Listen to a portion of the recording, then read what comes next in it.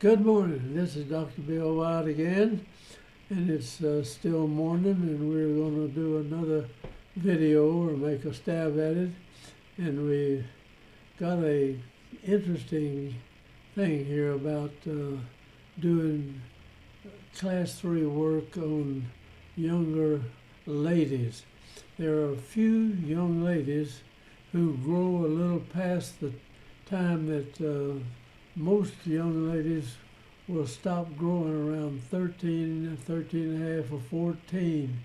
But once in a while you'll run on some young lady who has a few more hormones that she's more mannish and things. This young lady that we're going to show you is real good in math, and she goes off to A&M, and I think she became an engineer. But she is a very intelligent young lady, and she had a class 3 problem and a crowded problem, and there wasn't much way I could stop it, but I sent her on to surgery, and I didn't try doing the non-surgical deal where we take 6-year molars or anything. I hadn't done it much back then. So let's get started and show her case to you. She's a very nice young lady, and I have to get over here and click this thing off again. There, I think it worked. And this is when she was quite young, and she came in, her parents brought her in, and I could tell her parents had slight class 3 problem too. I think it was her dad. And so I figured she might grow that way, and I told them if she does, then you're going to have to come back and you may have to do this surgery. And so that's actually what happened in here. But she was extremely crowded, and she had her dad's teeth. They were big for the mouth, and there was just not room in the mouth for the teeth. And you look, I'll have to apologize. These were taken in 1972, and I left these models moist somewhere in some of the slides, and we got some fungus growing on them, and still they're good, and I can use them. So you'll just have to overlook that part of it.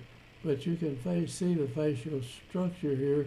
There's very little evidence of class 3 there, but when you look at the x-rays on the young lady, you'll see there's an extreme crowded problem in here. You look, here is the central and the lateral, and there's a cuspid, a bicuspid, and another bicuspid, and the 6-year molar, the 12-year molar, and the wisdom tooth forming back there, all of them. Back, she's got wisdom teeth, 12-year molars, all the way around in the mouth. So we know there's no way we're going to get those teeth all in this young lady's mouth and keep her facial structure where it should be. And let me go back and show you. She's got just an absolute perfect profile out here. It's straight, but if you left those teeth in there and tried to put them all in her mouth, she'd be going out here. It would look terrible. So you need to take some teeth out on people who have the wrong tooth in the size of the facial structure. And this is just ridiculous to think that you ought to save all the teeth for people. And these people that do, they shove them all back to keep it from looking so bad. Then they take out the wisdom teeth, and what difference? Why not take out the bicuspid and let the other teeth come together? Now in this case, we were going to take out the first bicuspids all the way around in this case. And then that may give us a little extra room out here for the 12-year molars and the wisdom teeth. But if she doesn't have room for the wisdom teeth, we can still sacrifice them and get them out of the way. But we want to make sure that we wait until she is taking care of her 6-year molars good, and everything's going good there. So let's see, we go to the number 2 x-ray, and you can see we had planned, let me go back here now on number 1, we took out the first bicuspids here, and you go back and look. And now the second bicuspid has come in, and there's almost no space at all to spare with. These teeth have moved up a little bit on it and taken up some of the space that you had, and we lined all the teeth up and got our mouth looking good, and we carried it on through, and we went ahead and finished it out. And you can see we moved, the 12-year molars are coming in, and it looks quite good. This one's kind of cockeyed here. It ought to be straight out. We'll just bring that root over a little bit in that direction, and this looks real good. Now the young lady was very nice looking, and she was going with the son of a dentist who later became who was in one of our orthodontic courses, and I was showing this picture, and he went with this young lady, and she helped him with his mathematics and everything. And so let's go and see what happens next here. All right, we sent her. She started growing out when she was in her early teens, and started filling out here. And the father of the young man that became a dentist, and he was going with her, and he called me up and said, she's getting back into class 3 again, and this is not doing good, and you need to see her. So I got her back in again, and it was going class 3. And here's a young lady, she was about 16 or maybe 17, somewhere in that area. And we had to do surgery on her. I couldn't go back and take 6-year molars out, or I didn't even know how to do that back in 1972. So I sent her to a good friend of mine, and he went through and figured, here's the problems that you've got, and I'm just going to show those. So if you are doing orthodontic surgery, if you're good at orthodontics, your surgeon will be happy to take you and help you with the surgical part of it.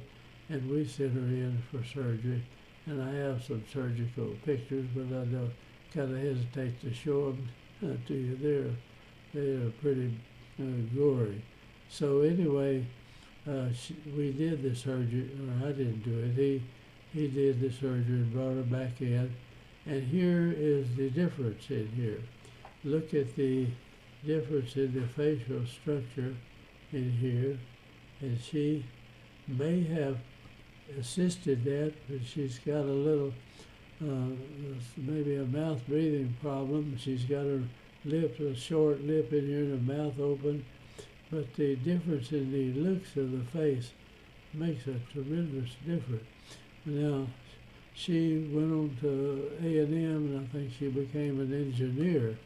I was hoping she'd go into dentistry and get into oral surgery or something like that. And here's another straight-on picture.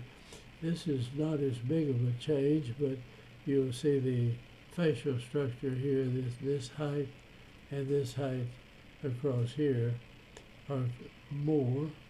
And that little difference you make in here, bringing that forward, you see the lower teeth are sticking out past the upper teeth. And this dentist friend of mine thought, well, this, he didn't know whether his son was going to marry her or not, and he was concerned about that. He called me up and said, well, she's getting back class 3, and you can see this. And I talked to her parents, and I had told them that this could be a possibility, that young men do this all the time. We have a lot of young men that grow into the 21 and even had one at 22 was still growing forward, and they get on out here. And if you've got any class 3 problem on a young man in a family, look who in the family. I've always found somebody that was class 3, and he's taken after them. But this surgery made a completely different facial structure and a different look in this young lady. She went off to A&M, and I've lost contact with her, but I'm sure she married some nice guy, and she's probably doing partial engineering or whatever it is that she went in, where she used her mathematics. And there's her smile there, and there was the smile before. You see the lip structure up here, and where the teeth were down there, and you see the lower teeth are out in front of the upper teeth, and now she's back and got a very nice facial structure. And the surgery paid off, really, but it is a surgical thing. Is something you want to keep your children and your friends from having to do that. It is really a problem, but that looks real nice now, and I think we watched her for several years there, and she ended up being a very nice young lady. And I thank you for watching, and I'm going to close up. And if you have somebody who does need some of this work, go. The American Orthodontic Society is a very active group, and you can call up and make appointments. We'll put a little deal on here where you can get a hold of them and go in and learn how to do orthodontics. If you don't want to do it, okay, you know more about it if you know some, and you know when you see it. And if you want to do some of the simple stuff, go ahead. And if you're going to really get into it, go ahead and do. You may have a real talent in it. And I thank you for watching, and I hope that you'll see things that we've done that are worth repeating. So thank you for watching, and I'm going to say goodbye and join our group, subscribe to it, and I'm going to stop here.